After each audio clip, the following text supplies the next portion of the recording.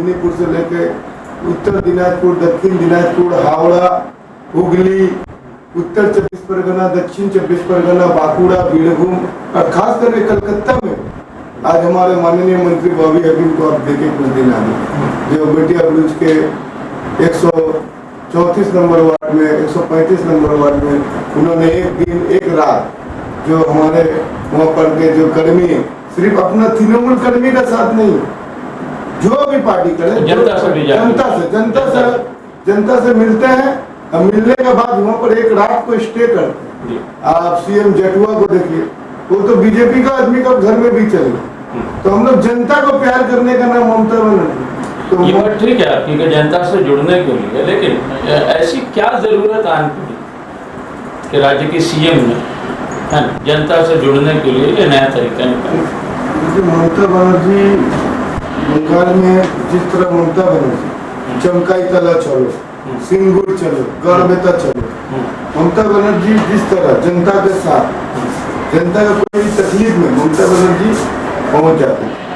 मगर ममता बनर्जी अब सरकार में, तो सरकार में हमारा पार्टी में बहुत मंत्री होगी, बहुत काउंसिलर है, बहुत एमएलए है, पंचायत सदस्य है, पंचायत समिति है।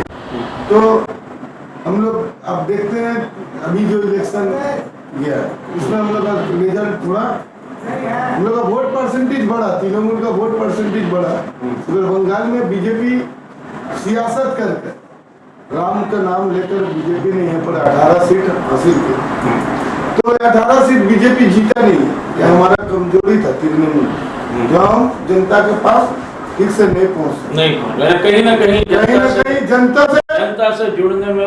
हाँ, जो ममता बनर्जी का सही नहीं लोग, वो जनता से जुड़ने नहीं सका, इसलिए दीदी इंस्ट्रक्शन दिया। दीदी का बोलो मतलब था, आप कोई जो लोकल लीडर लोग रहता था, पंचायत का एमएलए काउंसिलर कोई भी रहे, जो बात नहीं सुनते थे, हम लोग गया अपना किसी भी तरह तकलीफ लगकर भैया कर दीजिए, तो भैया नहीं करते।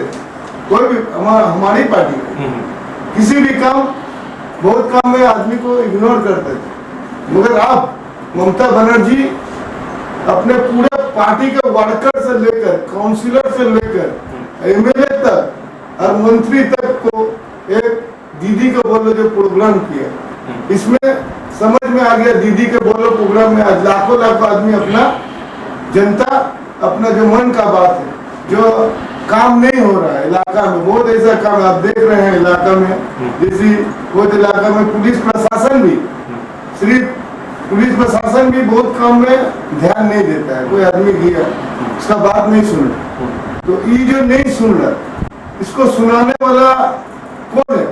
हमारा दिल का दर्द सुनने वाला कौन है? दिल का दर्द सुनने वाला नेत्री का नाम ममता बनर्जी है। इसलिए वो दीदी के बोलो प्रोग्राम हम लोग यहाँ पर बंगाल में शुरू चल रहा है, ये अभियान चलेगा।